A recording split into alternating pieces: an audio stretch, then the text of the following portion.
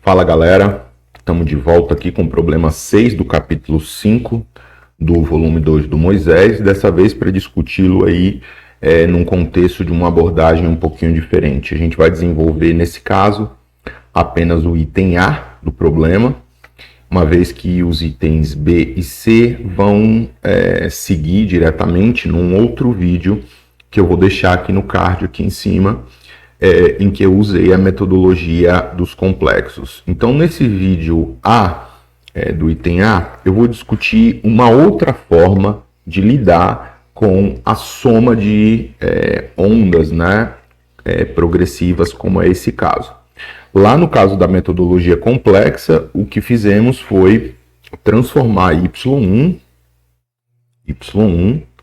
de x de t, que é uma função que mapeia R$2 no R2 para R$1 apenas, né? E nós fizemos uma extensão analítica dessa função, seguindo uma metodologia que o Moisés usa, e transformamos, né, essa função numa y1 tio de xt de R2 nos complexos, né?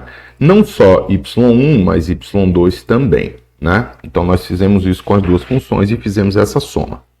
Agora, o que nós vamos fazer para somar essas duas funções? A gente vai usar aquilo que a gente chama de método dos fasores, né? Uma análise fasorial. Então a gente vai fazer uma análise com fasores. Então, em primeiro lugar, convém dizer o que é um fasor, e aí eu já vou utilizar aqui, nessa representação, uma dessas funções, né? Então, vamos imaginar que nós tenhamos uma função genérica, né? Eu vou até usar outro nome, eu vou usar z de x e de t, que seja uma outra função arbitrária, que tem uma amplitude a e seja do tipo a cosseno de kx menos ômega t mais um φ. Vamos dizer isso aqui. Então, na análise fasorial, a gente representa essa função da seguinte forma, né? A gente desenha aqui um diagrama, né? Um plano cartesiano, na realidade, né? E esse plano cartesiano vai conter dois eixos, né? E a gente vai representar esse vetor, essa função, de maneira vetorial, assim. A gente vai dizer, bom, a partir dessa origem, esse vetor tem um tamanho, e esse tamanho vai ser A, né? Então, veja que A é o tamanho do vetor, é o tamanho da seta, né? E o ângulo aqui colocado é um ângulo que vai depender, obviamente, do tempo, né? Então, a gente vai chamar todo esse ângulo aqui, de um θ de t. Θ de t, né? Então, esse θ de t, ele vai ser esse ângulo aqui, que vai estar representado ao longo desse plano. Veja que como o θ, ele varia com o tempo, né? Esse negócio é um negócio que gira, assim, né? É um vetor girante, né? Que vai descrever o lugar geométrico aí dos pontos que pertencem a uma certa circunferência de raio A, né? Essa é que é a ideia fundamental. Beleza? Bom, nesse caso eu chamei θ de t como a função geral. Eu poderia, no entanto, fazer o seguinte. Bom, vamos imaginar agora que nós tenhamos a seguinte função. Então, eu vou dizer aqui, ó, Z1, ele é A1 cosseno de Kx menos ômega t. Só isso. E um Z2 é um A2 cosseno de Kx menos ômega t, vamos colocar assim, né? Mais um delta. Vamos colocar assim, onde delta é a diferença de fase entre essas duas ondas. Veja que nesse caso, as amplitudes elas são diferentes. Eu vou colocar aqui como um vínculo apenas, né, como uma questão aí associada a essas duas ondas, sem perder a generalidade, que A2 é maior do que A1. Não precisa ser assim, mas só por uma questão geométrica e do desenho, é melhor que assim seja. Então eu vou fazer o seguinte agora, eu vou chamar essa porção aqui, ó, essa porçãozinha, de φ de t. Agora é uma variável nova. Veja que φ de t aparece aqui. Então você veja como é que eu vou representar esse vetor aqui nesse plano de fasores, né? Veja que uma coisa que eu não comentei, mas que é importante, né? O sentido da rotação aqui é definido por esse sinal, né? Nós temos um sinal negativo de uma onda progressiva, então uma onda progressiva, nesse caso nós estamos convencionando no sentido anti-horário. Já uma onda regressiva deveria circular, né, nesse plano fasorial no sentido horário justamente.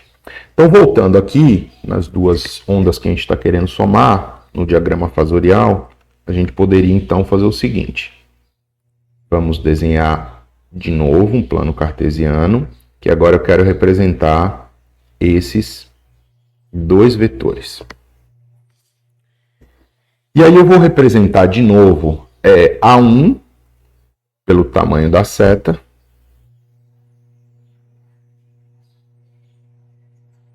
em módulo, e vou representar um A2 aqui, certo? Esse aqui é o A1,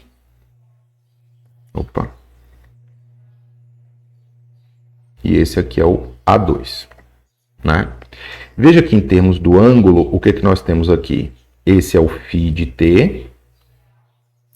E aqui, o interessante é que nós vamos ter aqui como novo ângulo para o A2, φ mais φ de t, no caso, né? Deixa eu puxar aqui talvez uma seta indicadora desse ângulo. Talvez para cá. Φ de t mais delta, ou seja, essa abertura nova, ela vai ser o próprio ângulo, né, φ, mais um delta. Então você veja que a ideia do diagrama fasorial é justamente que os cossenos, né, que são as projeções aqui, eles sejam essa medida justamente que representa o cosseno e essas funções ali, né, que nós podemos intitular 2 e 3. Né? Essa aqui é a ideia. E aqui, o legal também é que nós podemos ver que o ângulo entre esses dois fasores é o ângulo delta, né? Ele vai ser preservado. Ele vai ser preservado à medida que os vetores eles forem girando no plano complexo aqui dessa forma, né? Então, A1 vai pertencer a esse círculo, o A2 vai pertencer a esse círculo, e ambos vão girar no sentido anti-horário, né, com sentido de rotação aí, no sentido anti-horário, porque são duas ondas progressivas. Então essa é uma representação que eu posso utilizar para fazer a soma, né? Por quê? Porque num plano como esse, se eu represento os vetores dessa forma, enquanto um ângulo e enquanto um tamanho, eu posso operar isso aqui como um objeto que tenha que respeite as leis associadas à soma vetorial, né? Essa que é a realidade. Então, legal. Feita essa breve passagem sobre a representação de funções, né, como essas do tipo trigonométricas num diagrama de fasores, a gente vai voltar ao problema A e utilizar essa metodologia, né? Então a gente vai agora expressar as nossas funções, né? Então vamos lá, a gente vai expressamos no diagrama abaixo as funções y1 e y2 como fazores. Então, como é que a gente vai representar como fazores essas duas funções, né? Lembrando, y1 de xt, ele é a cosseno de kx menos ômega t, e aí qual é a fase?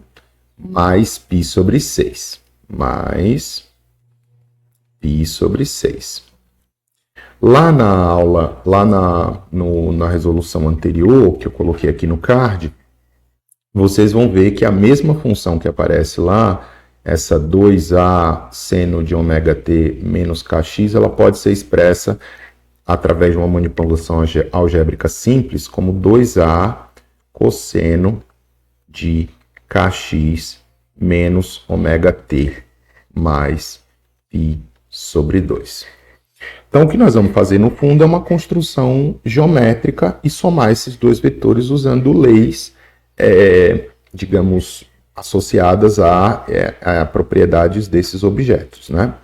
Então, a gente vai desenhar agora aqui os dois, o espaço cartesiano. Vou tentar desenhar um pouco maior para a gente conseguir visualizar bem.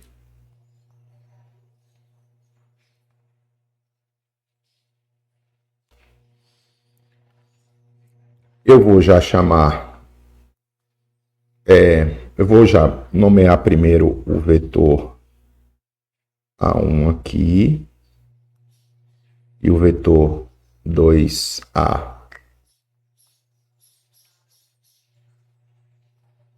aqui.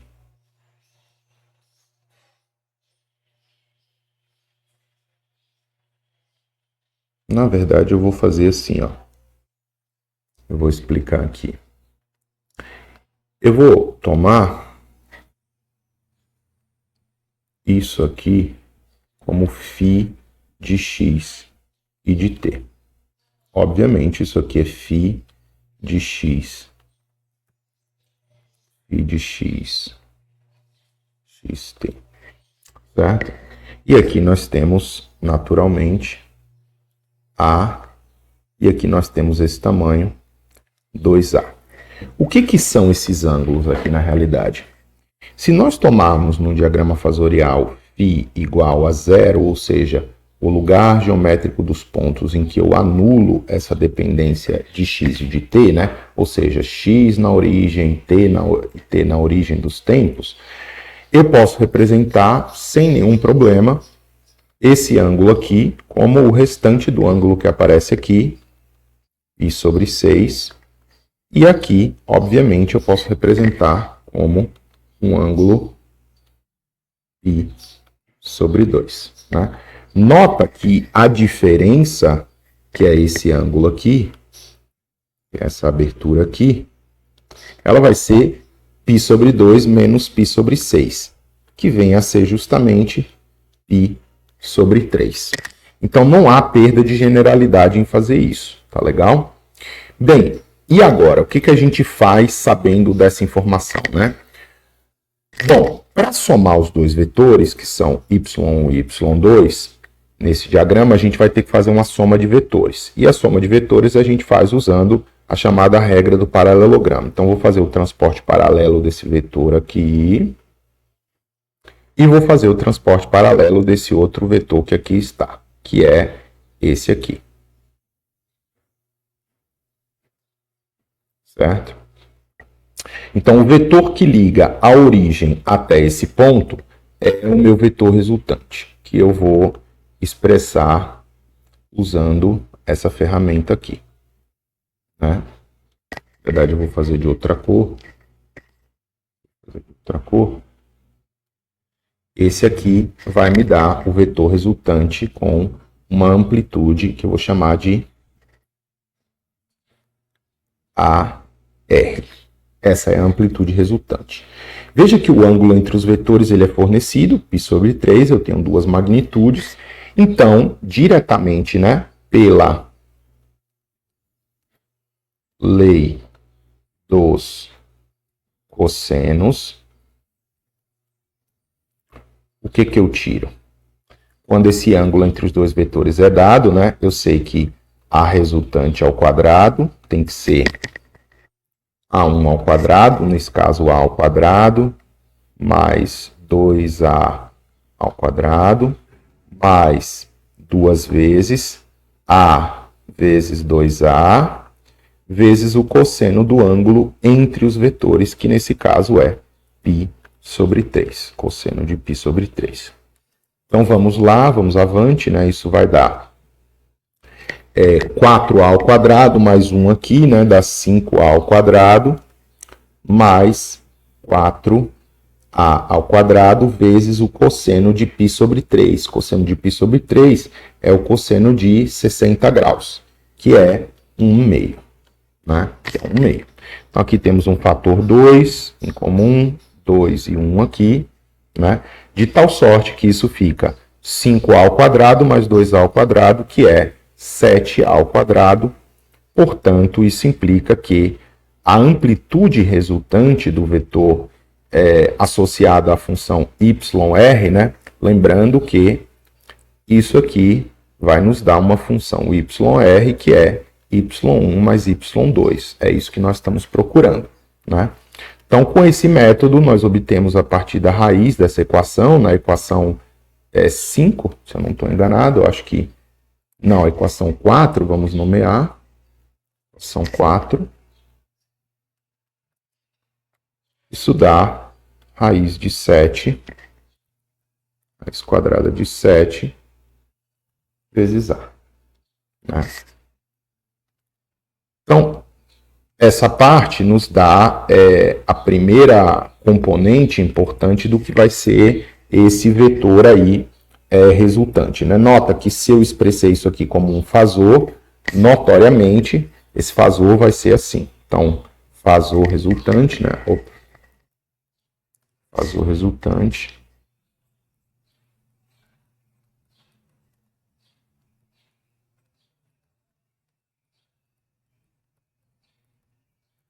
vai ser YR, A de R, onde A de R é dado por essa equação, né? Um cosseno de Kx, notoriamente esses vetores eles têm que girar nesse plano aqui, ao longo desse plano, no sentido horário, conforme definimos anteriormente, né? E nesse caso nós tomamos a fase de x e t como 0, mas mesmo assim eu mantenho Kx menos ômega t. Agora eu vou ter uma certa diferença de fase delta. Aqui. Na verdade não é uma diferença de fase, mas é um ângulo φ, que é justamente o que eu vou representar aqui, é o ângulo dado entre a direção do vetor original, né? Entre essa direção aqui e a horizontal. Veja que não é nem π sobre 3, que é o ângulo entre A1 e A2, não é π sobre 2 e não é π sobre 6. É algum ângulo menor do que π sobre 2 e maior do que π sobre 6. A pergunta é qual ângulo é esse, né? Esse ângulo é um ângulo beta, né? Na verdade, a gente pode até chamar de beta essa abertura aqui, ó. Essa aberturinha beta aqui, ó. Por quê? Porque aqui já é π sobre 6, né? Então, a gente já pode dizer, pela figura, que esse φ que nós denotamos aqui, ó, φ que nós denotamos aqui vai ser igual a quem? π sobre 6 mais beta. Onde beta nós precisamos definir, né? Essa aqui é a grande questão. Agora veja você que na hora que nós olhamos para essa figura aqui, né? A gente tem que ter claro o seguinte: beta pode ser tirado a partir de uma relação que usa a chamada lei dos senos. Lei dos senos. Então, como é que é isso? Eu vou projetar aqui essa direção. Vou apagar um pouquinho isso aqui, né? Vou apagar um pouquinho isso daqui, direção de rotação.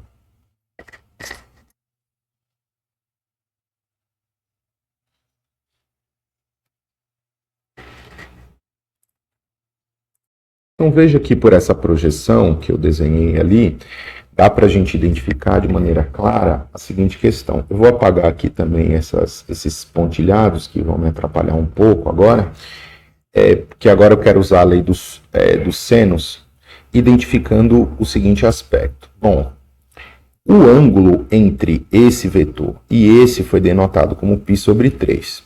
Então, a direção projetada do vetor A1 e a direção projetada do vetor A2 tem que dar esse ângulo aqui de abertura. Ora, mas como isso é só uma paralela e isso é um prolongamento, esse ângulo tem que ser π sobre 3, né? Desse modo, nesse triângulo aqui com vértices que eu vou chamar esses vértices de D, E e F, os vértices D e F, nesse triângulo D e F aqui, você pode notar o seguinte, que essa abertura aqui tem que ser o ângulo suplementar de π sobre 3, ou seja, ele é π menos π sobre 3, que é 2π sobre 3. Então, nós temos um triângulo que eu vou desenhar aqui abaixo, né? Que é justamente o triângulo que vai me ajudar a definir quem é esse φ, portanto, quem é esse beta e, portanto, quem é o φ resultante. Então, vou utilizar aqui uma ferramenta para desenhar esse triângulo. E esse triângulo vai ser mais ou menos assim.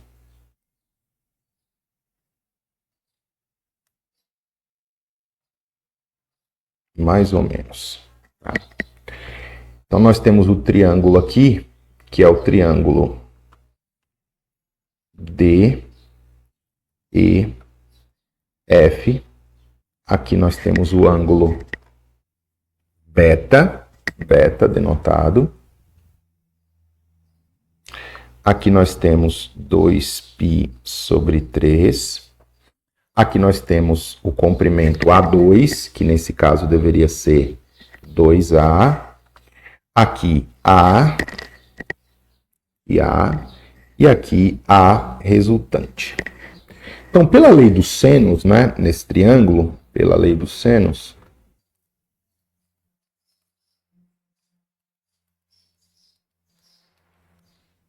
o que a gente pode tirar dessa relação, né? Que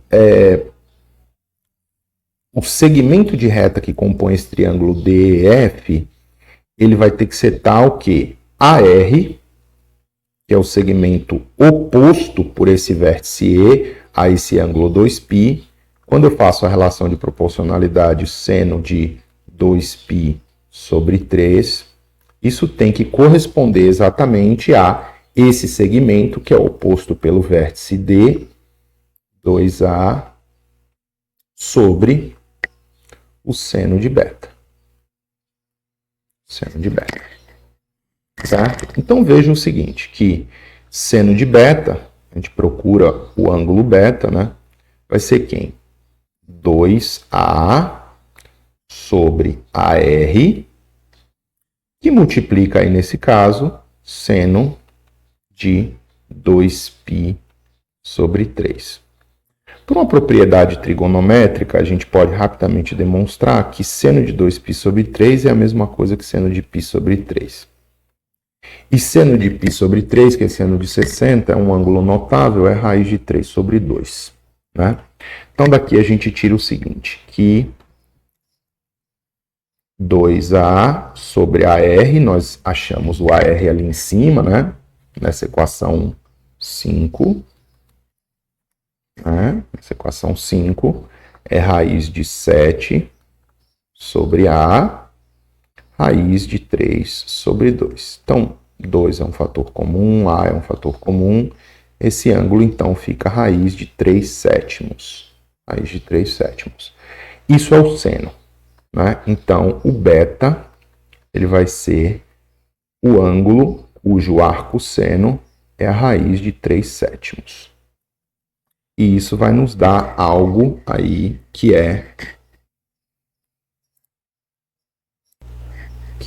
0,714 radianos. 0,714 radianos, né? Não podemos nos esquecer que esse não é o ângulo final ali na nossa expressão 6 da amplitude ou da função resultante, né? Na função resultante nós temos φ, portanto, o φ, que é π sobre 6 mais beta, vai ser aproximadamente 1,24 radianos.